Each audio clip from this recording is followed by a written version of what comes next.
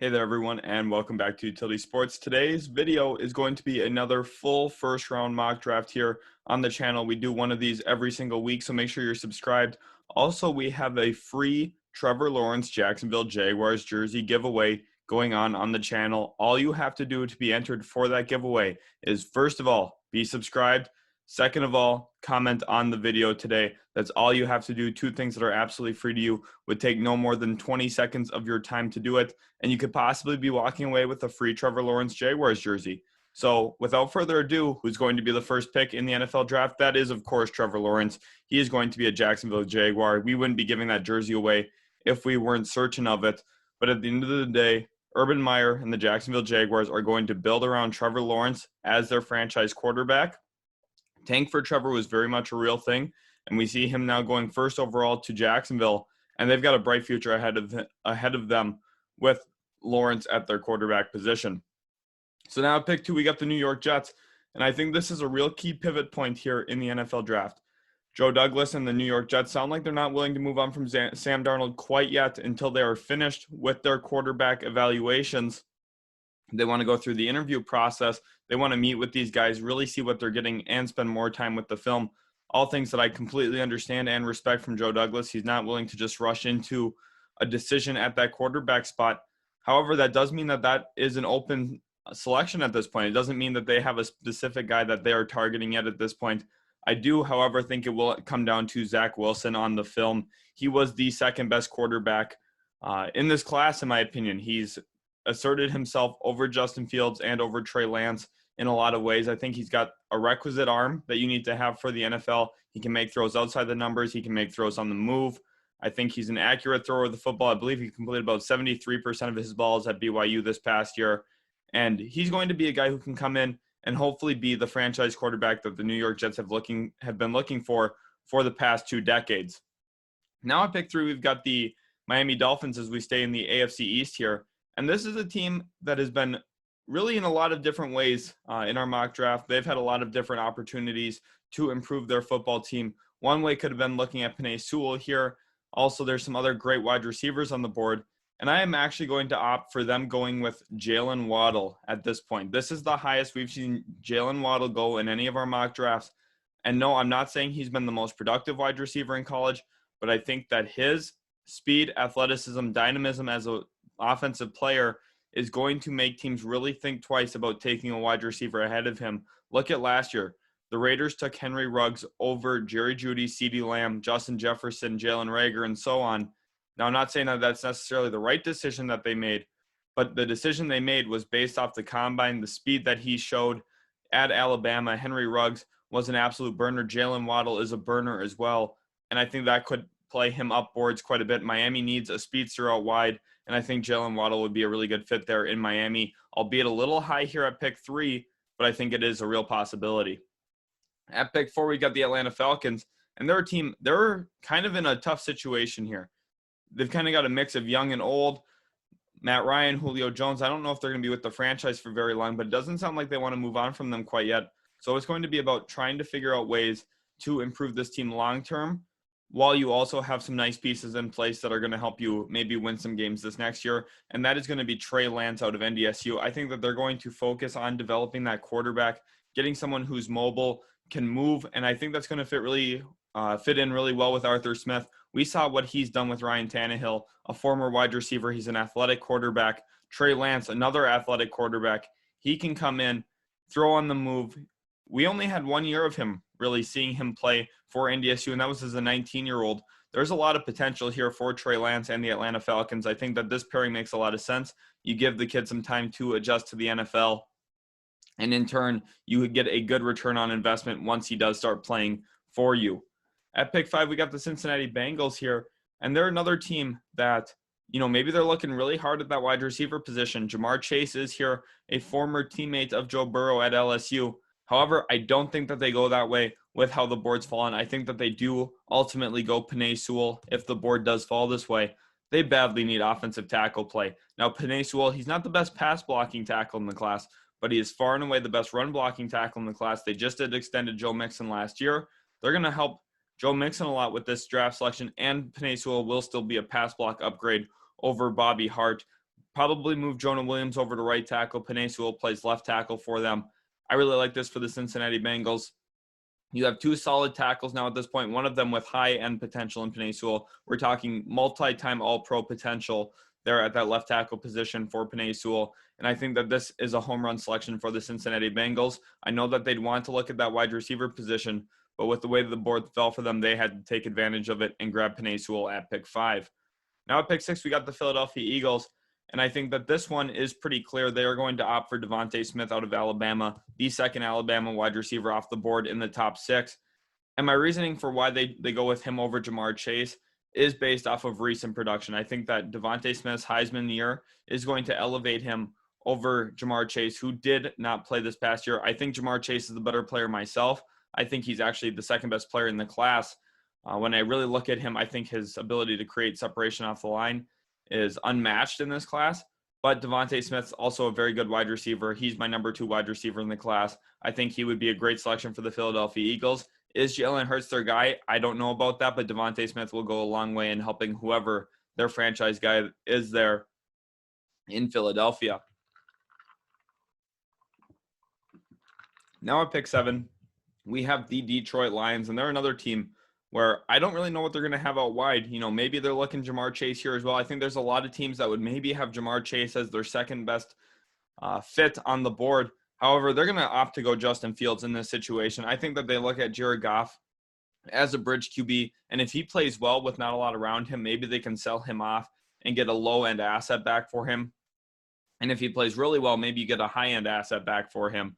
But at this point, I don't think that they're opting to go with Jared Goff long-term. I think that they bring Justin Fields in, give him time to develop, just like what we see with Trey Lance there in Atlanta. And maybe Fields can turn into a nice young quarterback for the Detroit Lions, who are taking a slower long-term approach to their rebuild. Head coach Dan Campbell said that multiple times. And Justin Fields would fit into that timeline of what they're looking to do there in Detroit. Now at pick 8, we got the Carolina Panthers. And this is a home run pick, in my opinion, here for what they could go with. That is going to be Kyle Pitts out of Florida. I think he is the biggest mismatch nightmare in this draft. He's a 6'6" tight end, can play out wide, can play out of the slots, can play off the line of scrimmage. You know, he's not a great blocker. Yes, I'm aware of that. However, not a lot of elite tight ends have been superstar blockers as well. That's kind of what separates Rob Gronkowski from some other tight ends in the league when he was in his prime. But guys like Travis Kelce, you know, Kelce isn't the best blocker, but he's willing. I think Kyle Pitts will be a willing blocker, but will specifically be focused as a guy who's going to be an elite weapon for this Carolina Panther offense. I think that this is a home run selection for them. Yes, they didn't figure out their QB spot here at pick 8, but with some of the QBs already off the board, I think that this is the safest direction for them to go and gives them a high-end playmaker in an offense already filled with quality playmakers. Now you get the best one in the class, very likely. At pick 9, we got the Denver Broncos here, and this is right in the heart of cornerback valley here, picks 9 and 10. Both are cornerback needy, so they get their pick of the two of Caleb Farley, Patrick Surtain. Also, J.C. Horn is here, but I don't think he really plays into this pick as much.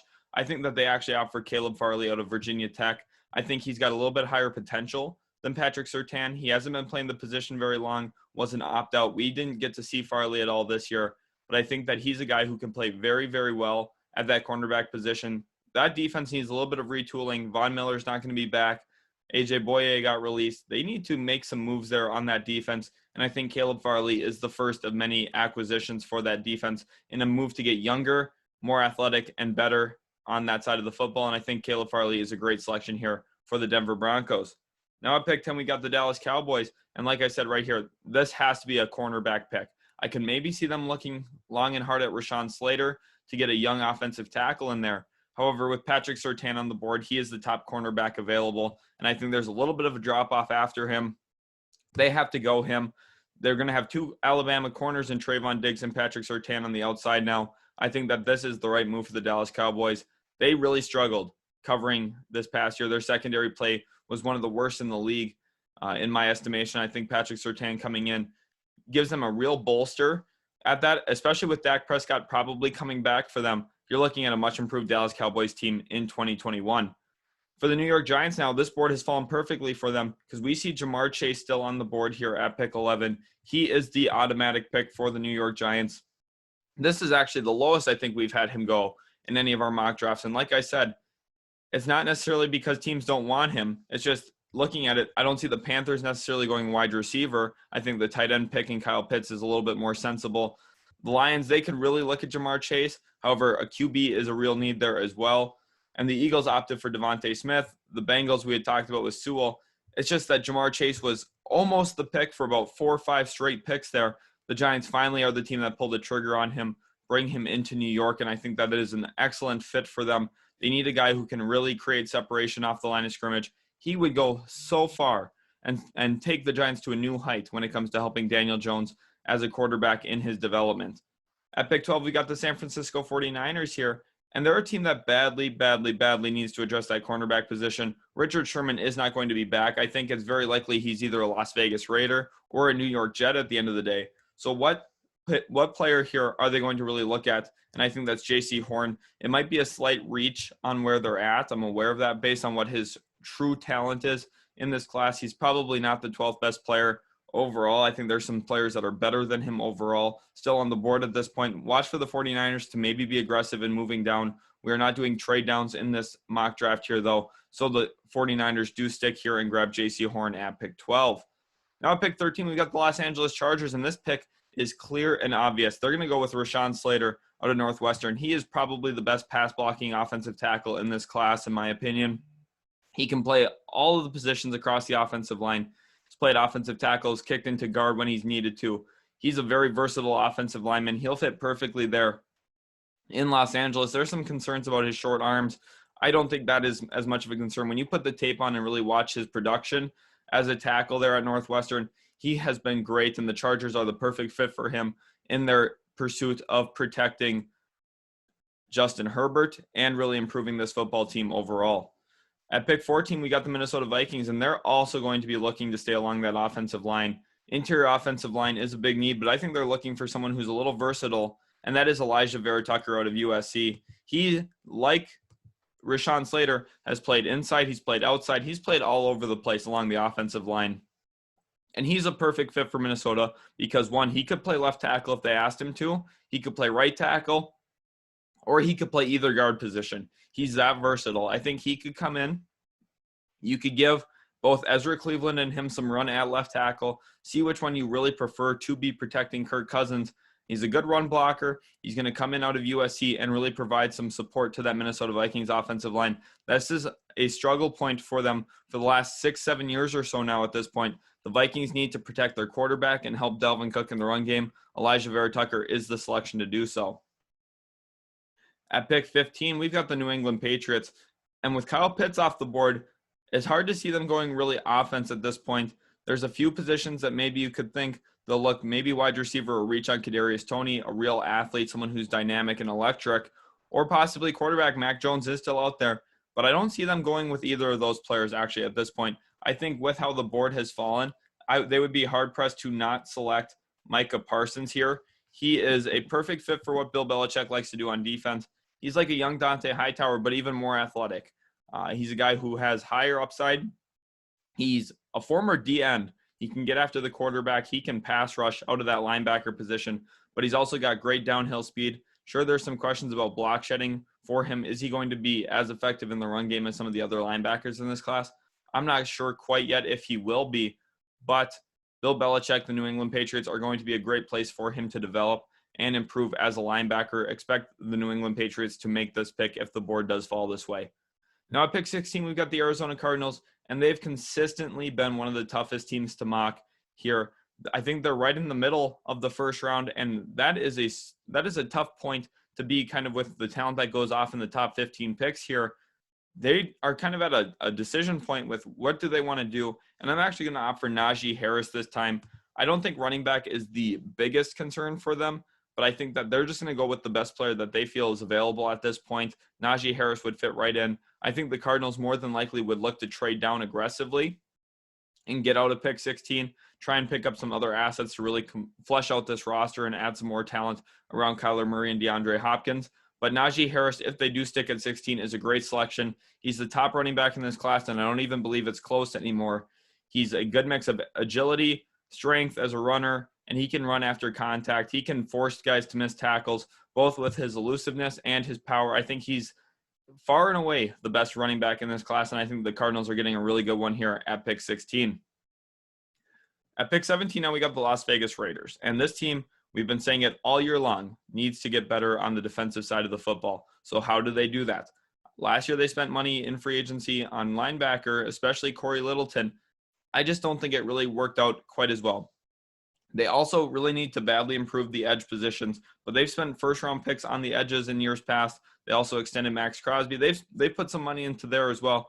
None of these moves are really working out for the Raiders.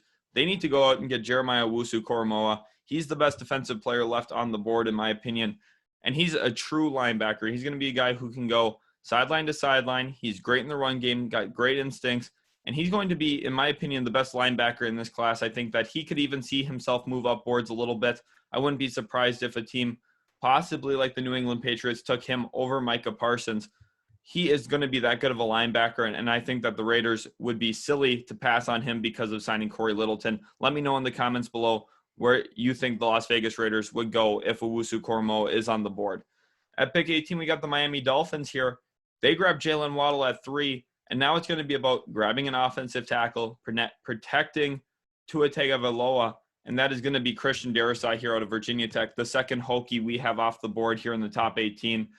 And honestly, this is a no-brainer move for the Miami Dolphins. I know that the tackle class is deep. Maybe they could grab one a little bit later, but I think getting their selection here of Darrisaw at this point, you're getting one of the top offensive tackles in the class still at this point, and you're getting it right before a run's going to come here from Washington, Chicago, Indianapolis. All three of those teams were going to be interested in offensive tackles. You get to grab yours right before any of those teams get to make a selection. That is a great selection for the Miami Dolphins here now. And they've made moves to not only help Tua Tagovailoa, but also to help this offense in a lot of ways. Darrisaw is going to help them improve their run game. He's also going to help them improve their pass game, and they're looking like a much better team going into 2021. If they make these selections, expect them to be a playoff team next year. At pick 19, we got the Washington football team, and they're another team that they could be looking at that offensive tackle spot. But I think with Darrisaw off the board, I think that they're going to realize their need for quarterback at this point, and they're going to opt for Mac Jones. Now, it's kind of interesting because I think Washington and Chicago are the two teams that are really going to be on Sam Darnold, which leaves at this point the Bears in a situation where they probably have to make the move for Darnold now. With Washington going Mac Jones, the Bears lose some of that flexibility with that quarterback position. And I think that ultimately Sam Darnold does end up in Chicago if Mac Jones goes at 19 to Washington. Otherwise, Chicago would be in the market for Mac Jones here at 20. With Mac Jones off the board, though, I think that they do just opt to go offensive line and protect Sam Darnold whoever their next quarterback is. And they'll go with Samuel Cosmi here. I think that this is pretty good value, grabbing him at pick 20. He's going to be a near franchise tackle. I don't necessarily think he is a true franchise tackle, but he's a starting caliber tackle on day one he comes into the NFL, and I think he really goes a long way in improving that Chicago Bears offensive line. Now at pick 21, we've got the Colts, and I had said, they're going to look at offensive tackle as well. However, at this point, there is one wide receiver that I think that they really need to go out and get for that offense, and that is Kadarius Toney here out of Florida. I had talked about him a little bit earlier. He is the most electric, dynamic wide receiver left on the board after Jalen Waddle went 3rd overall. There is a big drop-off in terms of the end-to-end speed, the athleticism, change of direction, and run after the catch ability. And I think Kadarius Toney is the top in the class at that after Jalen Waddle. He comes here to Indianapolis. He gives them a playmaker they badly need. They spent a 2nd-round pick last year on a wide receiver, Michael Pittman. Now they come and spend a 1st-rounder on Kadarius Toney. I think the two of them fit together very well. Will T.Y. Hilton be back? Possibly. However, I don't think that T.Y. Hilton should really impact their decision. He hasn't been the most productive over the last couple of years. Kadarius Toney is going to be a great weapon for Carson Wentz and someone who's going to be able to get yards after the catch. At pick 22 now, we've got the Tennessee Titans, and their biggest need is edge. And at this point, there hasn't been an edge to go off the board, so they get their selection of the entire class at that edge position. I think that they're going to opt for Kwity Paye. He's an athletic freak. He's got some room to grow as a pass rusher, and I think that Tennessee's going to be willing to take that risk on him, try and develop him. They've been badly searching for that edge for the last 2-3 years now at this point. Mike Vrabel in Tennessee finally figures it out, grabs Kwity Paye here. They move on from these 1-year short deals with veterans, and they come in and grab a real presence in rookie Kwity Paye. I think that this is a great pick for the Tennessee Titans at 22. Now at pick 23, we've got the New York Jets, and I think that they're going to also look at that edge position. And the guy they're going to opt for is actually Jalen Phillips out of Miami. I think he fits perfectly into what Robert Saleh is going to try to do. He's versatile. You can play him at a whole bunch of different spots on that D-line, and he's really impactful in the run game. He had, I believe, 15 tackles for loss last year at Miami. He's a guy who can get after the quarterback, gives you a lot of versatility, and I think there's even room for him to grow more as a pass rusher. I think that the New York Jets grabbing Jalen Phillips would make a lot of sense here, grabbing that edge out of Miami. We see back-to-back edges go now, picks 22 and 23. At pick 24, we've got the Pittsburgh Steelers, and they're going to be looking at that offensive line as well. They need to find a tackle. If Najee Harris was here, I think Najee Harris would be the selection. With him off the board, though, I'm not as confident with them grabbing an offensive tackle or with them grabbing a running back at this point. Instead, I think they're going to opt for Alex Leatherwood out of Alabama. He's going to be a real steady tackle for them. I don't think that there's super high-end potential there, but he's going to fit right in, give them a real presence at that left tackle spot, something that they badly need there to protect Ben Roethlisberger. It's going to be about saving money. Roethlisberger is going to restructure his contract more than likely. The Steelers are probably in on J.J. Watt, so they're going to have to try and figure out ways to get creative to build out the rest of this team. Alex Leatherwood at pick 24 does make a lot of sense. Also look for Pittsburgh to maybe move this pick down if Najee Harris is not available. Now at pick 25, we got the Jacksonville Jaguars on the clock again. Remember, they grabbed Trevor Lawrence at pick 1.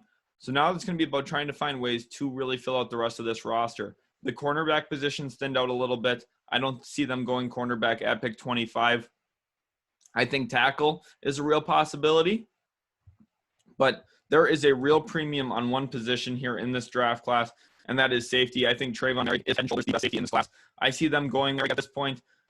Maybe he's not a first-round level player. I'm not so sold on that either myself, but I think that the separation between him and the next best safety is enough to push him up into the first round, because the Jaguars here now feel like they for sure got the best safety in the class, and I think safety is their biggest need of a position. Guys like Andre Wingard are not going to get it done there in Jacksonville. They need to improve there. Also look for them to maybe make a move at safety in free agency, whether that's Marcus Williams. That'll be yet to be seen, but I think the Jaguars are going to be aggressive in free agency, looking at the tight end position, safety position, probably even the cornerback position. There's some rumors with them being linked to Marshawn Lattimore in a deal with the New Orleans Saints. We'll see if anything does materialize there. At pick 26, we have the Cleveland Browns down the clock, and there's one really big need for them, and that is the linebacker position. And I see them going with Zaven Collins here at this point. Zaven Collins, we've been talking about it on the channel all year long. Such a big part of that Tulsa team. He is the real reason that defense was as quality as it was this year, and a big part of why they were able to become a ranked football team. It's not every year you see Tulsa as a ranked team nationally. Collins comes in at 26 for the Browns, fills a big positional need. I think that they could also look edge, but I think linebacker is the most sensible pick now at this point for the Cleveland Browns. At pick 27, we have the Baltimore Ravens now on the clock. And the Ravens, they're going to be looking for best player available. This is something that they consistently do in their drafts. They look for players that are going to help them continue to be good and save them money on the cap so that they don't have to really worry about losing guys. And I think they're going to opt for Christian Barmore at this point. I don't think that's the biggest need, but I think Barmore in the college football playoffs played himself into a surefire first-round pick, and the Ravens are going to capitalize grabbing him here. He's an absolute run stopper. He's a guy who can get off almost any block and really impact the run game, and that's something very valuable there in Baltimore. We know how much they like to run the football, but on the other end, they really like to slow down teams from running the football. Christian Barmore is that guy for them. They've got great cornerback play. They've got some good edges there already. They're going to continue to beef up that defensive front. Christian Barmore is a home run pick here for the Baltimore Ravens. Now at pick 28, we have the New Orleans Saints, and they're a team where it's so hard to mock where they're going to go. I could legitimately see them going cornerback because of the Marshawn Lattimore rumors. They've got a lot of issues with the salary cap. I could see them looking safety, especially if Trayvon Merrick goes on the board. Marcus Williams is more than likely on his way out. I think edge is a serious need. I could see wide receiver because of Emmanuel Sanders' contract. I don't think he'll be back as a New Orleans Saints. Linebacker is a serious need. Quarterback, Drew Brees probably won't be back Do they feel good about Taysom Hill and Jameis Winston? I'm not sure about that. There's so many ways that this team could look, is the point I'm trying to make here. And this is one of the hardest teams to mock for. Let me know in the comments below who you think the New Orleans Saints would take with the board the way it has fallen at this point. For me, I am going to look at that cornerback position. I think that there is real truth to the Marshawn Lattimore rumors. I think that they're going to ultimately move him to try and get a draft pick and really try and flesh out this roster with some young talent and save money on the salary cap. I think Eric Stokes is the pick here out of Georgia. He's got real outside potential. As a cornerback, he's a little grabby. We've talked about that multiple times here on the channel as well. But I think that he could grow into a number one corner in the NFL. He's a little bit of a project. They're going to have to take a little bit of time of developing him. But SEC guy, comes into New Orleans. I think that makes a lot of sense in a long-term replacement effort of Marshawn Lattimore. Now at pick 29, we got the Green Bay Packers, and we've been talking corner for them, especially after what we saw in the NFC Conference Championship game. However, with the way the board's fallen, they have their pick here of 3 pretty nice receivers, and they're going to actually opt for Rashad Bateman here at pick 29, the U of M product. He ended up opting out halfway through this year. He would have been a lot higher of a pick had he not even opted into this season at all. Struggled a little bit there with the U of M. They really missed Tyler Johnson. They really missed Tyler Johnson this year at the U of M. Their offense just wasn't the same. Tanner Morgan wasn't moving the ball through the air as well, and I think it really hurt Rashad Bateman's draft stock quite a bit. But getting him here at 29, he's a legitimate guy who can get separation off the line of scrimmage. He's a great route runner, short to intermediate guy. I think also has some deep play potential.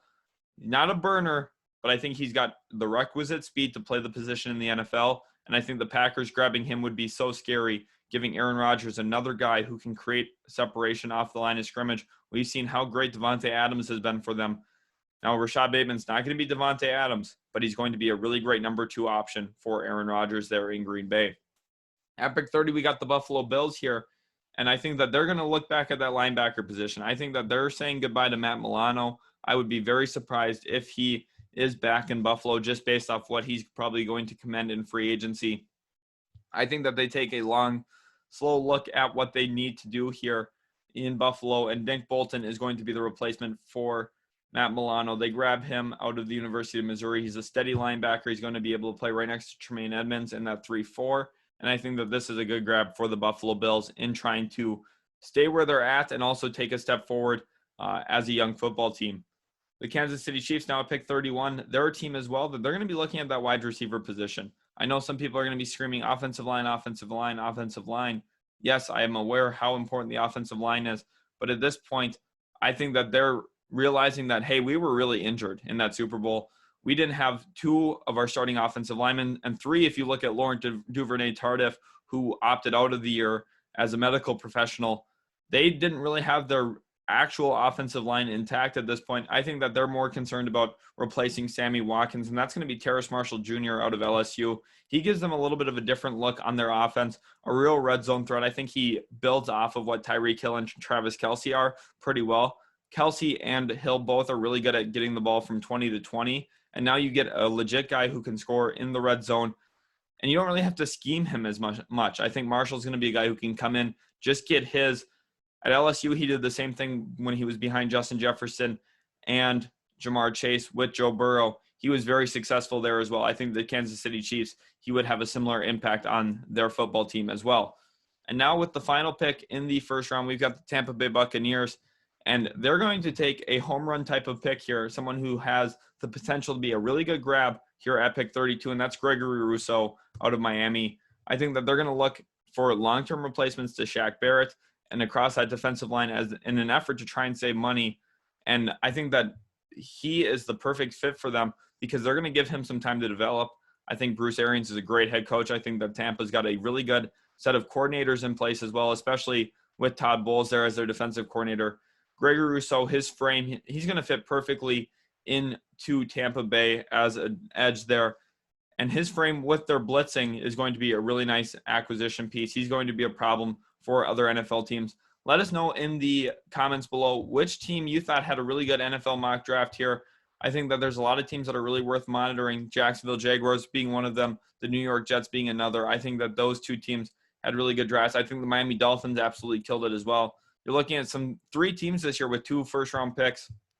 That's pretty rare to see, and I think that it's going to bode well for those franchises moving forward. Hope you guys did enjoy the video. If you did, make sure you smash that like button. Also, don't forget to subscribe and comment on today's video so that you are entered for the Trevor Lawrence jersey giveaway. Thank you guys so much for watching, and we'll catch you guys in the very next video.